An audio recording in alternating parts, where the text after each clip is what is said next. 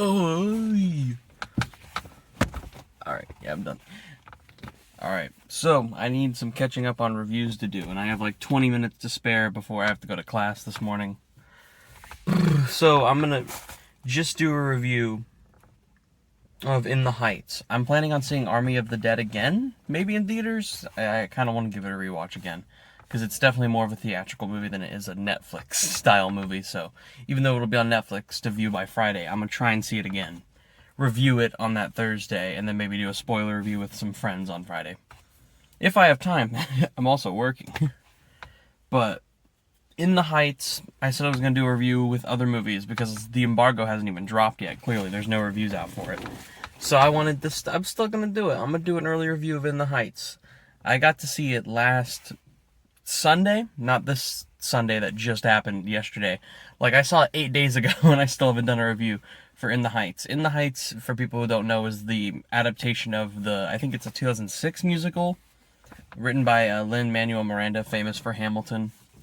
And it's got a movie adaptation. I mean, it's still a musical, but it's a movie. It's on the big screen. It's made theatrically. It was written, directed, filmed. They casted new actors. Lin-Manuel Miranda is not the main character. I don't know if he's the main character of the original show, because I don't know much about it. I know he wrote it. But I'm assuming that he's the main character of the original, because it feels like a type of role he would have played if it were 15 years ago. The movie, In the Heights, is, I'm assuming, the same story as the musical. It seems to be about a bunch of people's life in Washington Heights and messages through different people. Every person sort of has their different subplot story. Our main character, Usnavi, is a character who wants to go back to where he was born and raised. He feels like he doesn't belong in the society of Washington Heights, when clearly, even though that's where he's made all his friends, his dream is to move out. Then he has a person who works at a store who's like 15. He kind of treats him like a little brother, but he's not his actual brother. I'm already forgetting characters' names. There's so many characters in this movie. That's probably why the movie is 2.5 hours long, because you need all these characters to have different subplots and stories if you're writing a musical film, especially, to have time for the music, the entertainment, the in-between scenes, but also to develop different characters. Usnavi's the main character, but it's almost as if, like, if he's the main character, then these other 8 are equal characters that are their own subplots, that are because of his character in some way. He's always on screen for the most part, as, like, the main character.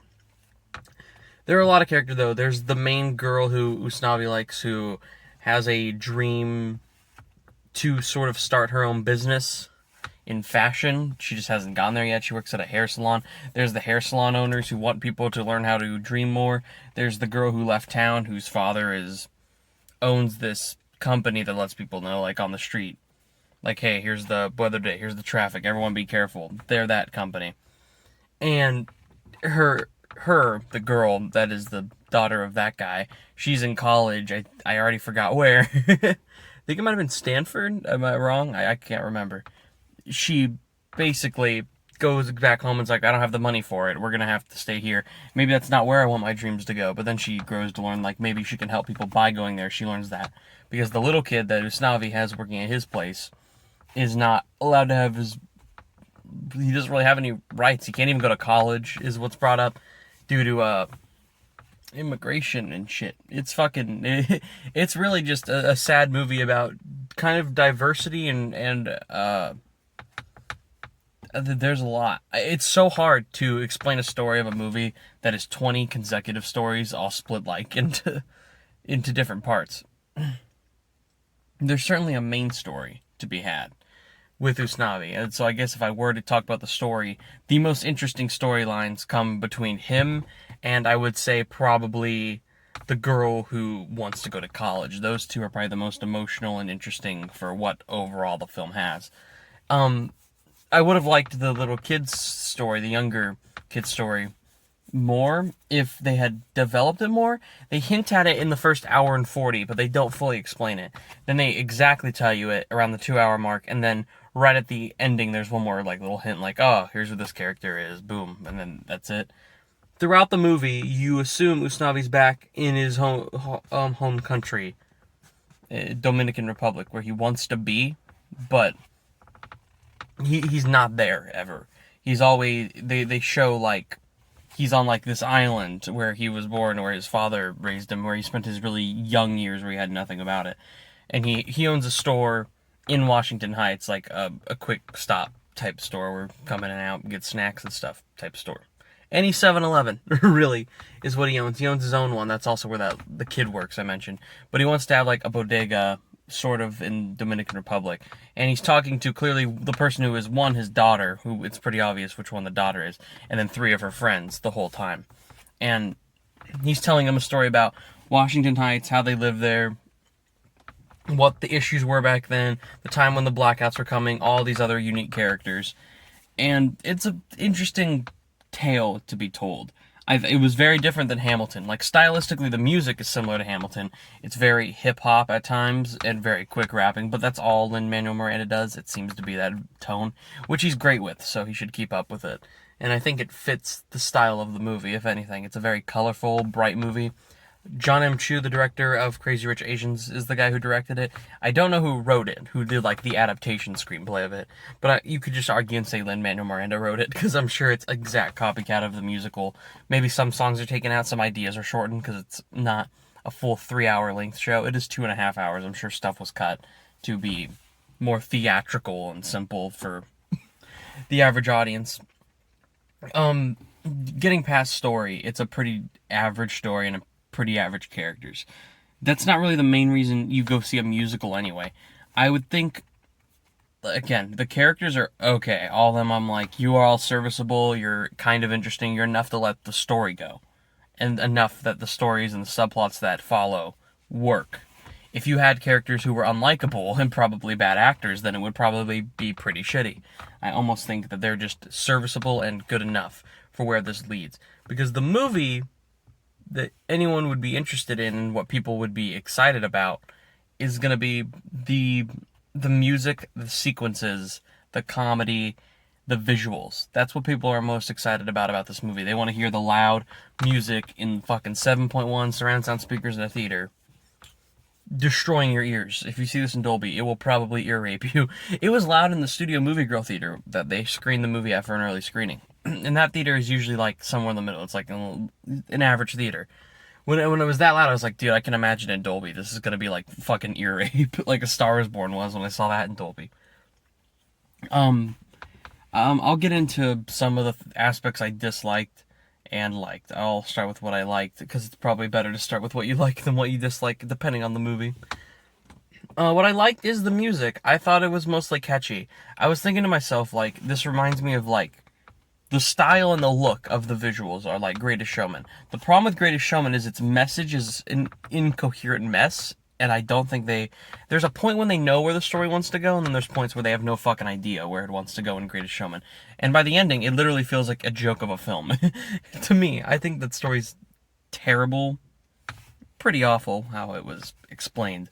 The story here is more cohesive, and I could more understand and resonate with it more than I could with something like The Greatest Showman, which just feels like, look, big celebrities, catchy, loud music that's going to be on your fucking iTunes for the next 2 years. Mixed with a story that has its message, loses its message for 40 minutes, comes back to hint at that message, and then doesn't end the way you think it's going to end. This movie, it goes from point A to B to C. You could kind of assume it. I predicted a lot of it in every element without having seen the musical. My mom also very much enjoyed the movie and the musical sequences. There's one, I don't know if it's a new song, because they've been hyping it up on YouTube. It's called 96,000. Dealing with someone won a lottery number, would have made $96,000 on what they're going to do with that, with their life. And it's a bunch of people explaining it. I'm assuming it's in the original. This felt like the most unique song, so it feels like something he would have written. If it's not in the original, then good job to fit it into here, because it was really catchy. And the sequence for it is probably the most fun and interesting. They put out a 4-minute clip of it online already. You can almost see like 50% of the song, and it's seen. They put out like an image. There's an ad spot just called 96,000. I saw it on a TV spot. They were hyping up that song and saying like it's the most fun movie ever.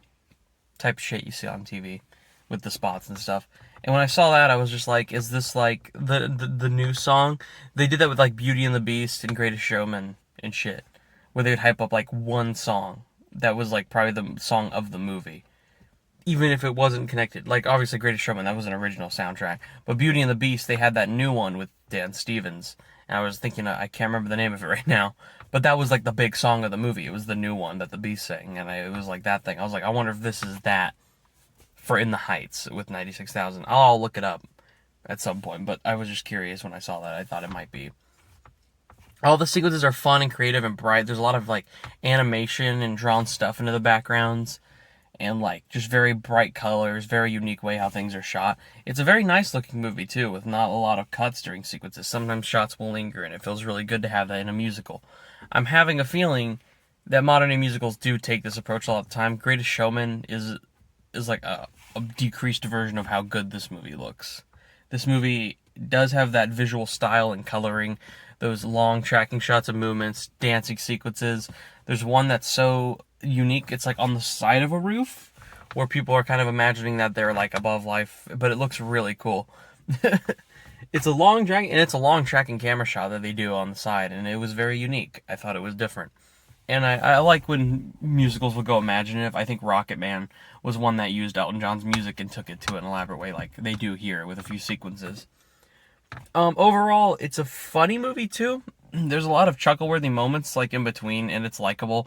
It reminded me of like Do the Right Thing by Spike Lee meets The Greatest Showman. Like it's like that visual style of The Greatest Showman. It's a musical too, and it has like a single message story. But it's like Do the Right Thing. There are people on this block. There's a bunch of different characters who live in this area. That is the block.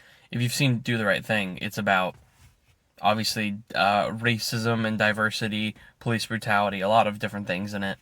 It's a fucking fantastic film, one of my personal favorites ever. Spike Lee is a great filmmaker, even if I sometimes don't agree with shit he says. He clearly shows talent all the time. This felt like that, where we get fun moments with the characters, and then your sad moments with all these characters. There's like the uplifting shit and the sad shit, and you kind of feel the life in this day on the block. I don't know how the timeline of this movie works. In my head, it felt like they say they count down like 4 days till blackout, because there's obviously a rolling blackout that lasts like quite a lot of hours where they have no air or anything. They're just fucking burning out there. So, and it's like 100 degrees in that time, so it's kind of an awful thing. And that's built up through the movie as we go on. So I'm assuming it's the 4-day period, but it honestly feels like it could have taken place in 2 days with what the story really paces. And where you see people like sleep and then wake up the next morning type thing. It feels like it could have been a 2-day thing. Which is kind of interesting with the timeline, because a lot happens in these few days of the movie anyway, even if it is 4 days or 2 days. I'm trying to remember the guy's name. He plays Dr. Dre in Straight Outta Compton. He's in the movie. He's probably the most enjoyable when it comes into the musical sequences. He has a lot of energy when it comes into those sequences, and he's really fun to watch. Same for the main character who plays Usnavi. I know these people's names, but I don't want to get them wrong if I like fuck them up. So that's why I don't want to even take a guess. But everyone's good, especially those two. Other element-wise, my favorite song was the old ladies song, who was kind of like adopted and kind of like the mother to everyone on the street in the city. She's kind of just, everyone knows her as the all-around lucky person that everyone loves. She's just so nice. Her song is pretty emotional and powerful. That one was probably my favorite for me in the movie. And it leads to an emotional scene, which I could totally get why they put the movies out on Mother's Day with that message. Why they did an early screening of it. The movie comes out June 11th, by the way, so you won't be able to see it for another month. And I'm assuming they did the screening early, because it is an HBO Max simultaneous release to theaters. All Warner Brothers movies this year are. It feels like the type of movie that you could show in a theater for a screening, because like, oh, it's not coming out for a month, so if you got to see it early, cool. But also, you're going to be able to watch it at home. Other Warner Brothers movies are coming out in between that time. We still have Those Who Wish Me Dead just came out. I need to review that one. I need to get to seeing it. The Angelina Jolie thriller, which I've heard is okay. I've heard it's pretty good. And then The Conjuring 3 is very soon. Then the week after that is In the Heights. So, and they'll all be HBO Max simultaneous releases to theaters. If you have a chance and you're confident and you're a musical fan, I'd say see it in theaters. I'll get into negatives really quick. I don't think the story is great or anything really original. I've seen ideas like this done better before, and I even with films older than the time that the musical had actually come out, because I know it's 2006, I again believe the musical came out. And I've seen better musicals. Another way to say it is it feels like West Side Story meets Do the Right Thing meets Greatest Showman. It could be just those three combined. You'd be like, oh, In the Heights, I know that. Other shit I didn't like. There's a few scenes that drag on a little too long. Again, this movie, I feel like you could have done it in 2 hours if you had maybe gotten rid of one or two subplots or expanded on a different story. The most interesting stories, there were like three. Like, as much as I said that the guy who plays Dr. Dre in Straight Outta Compton, his character he's a likable lead character. He's one of the main characters of the movie, of the many main characters that there could be. He is likable and he's great in his performance and puts a lot of energy into the musical sequences. I felt his story was the least interesting and one to follow. Really, I feel the people around him had the more interesting stories. You could have limited it to 2 or 3 and then found a way to make it bigger and more grand for a theatrical release. I don't think the movie needed to be 2.5 hours. It felt a little long. Like, I certainly left the theater going like, that did feel like it was about 2 hours and 15 minutes, probably. And I felt it could be shortened, and I'll say that about another movie that I'll be reviewing soon as well. So, runtimes, man. There's just ways that I could see this get cut 20 minutes, and it would have been fine. Same for the pacing, same for its story and characters. None of it is grand. It is fun, entertaining, 1 or 2 time viewing. It is the type of movie that I would see in theaters once. I just saw it. When it hits HBO Max, will I watch it again? Maybe I'll give it a watch if I'm, like, tired or something. I would see it maybe in, like, a year or so and rewatch and be like, that's a fun watch. It's not one I'm gonna put on often or I love. It's a good, solid, fun musical that if you're a fan, I'm assuming, of the actual musical itself, you should go see it in a theater. If you're feeling safe enough to see it in a theater and theaters are still open near you. I'm assuming theaters are opening now, for sure, with what's happening with the pandemic. But if you have to watch it on HBO Max, you're like, I don't know if I really want to see this. Is it my type of film? See it on HBO Max, $15 a month. You could sign up right fucking now. Watch the Mortal Kombat's still on there. You can watch Mortal Kombat, Those Who Wish Me Dead, The Conjuring 3, and this. 4 new movies that normally you'd pay theatrical prices to see for $15 if you really don't feel confident and you want to see this film, maybe. You're just not sure. Overall, for me, I've been trying to find a spot in my head. Do I think it's good enough to get this rating that I would normally give a good movie? I thought on a logical level, it's better than a movie like Mortal Kombat. And I gave that a 6.5. But Mortal Kombat's also just fun and fucking stupid. I had to know that when I went in, and I accepted that as the film. It probably deserves like a 5.5 for that movie, really where it is. But I gave it a 6.5 because I had fun with it. Spiral, I just gave a 6. It probably deserves a 5 or lower. It depends on what you think. It's a Saw movie, though. I had fun with it. Musicals are probably my least favorite genre of things, but that doesn't mean anything at all. One of my favorite films of a year that came out, 2016, La La Land and Sing Street, actually, both were high up on my list, and I love those fucking movies. It just really depends on what it is. And this film is the average fun one. It's better than Greatest Showman, which I give like a 4 out of 10. I think that's a pretty bland movie and pretty bad for what it is. It's definitely better than that. And I would say it's just as much fun as I had at Mortal Kombat, but probably on a technical level a better movie, and I think more people are going to enjoy it. For me, I'm going to give In the Heights a 7 out of 10. And with that being said, I think that's really the end of the review. I don't have much else to say about it. I'll soon be doing the Army of the Dead review. I need to check out Those Who Wish Me Dead. I might watch it today, and then I'll get into that. The Woman in the Window. I hear it's not good at all, but I'll have to check that one out too, because it's a fucking big movie with big name actors. It was supposed to go to theaters. It's on Netflix now. Shit's getting thrown around. It's kind of funny. Netflix is putting Army of the Dead in theaters, but all these other companies are like, throw a shit to streaming services now.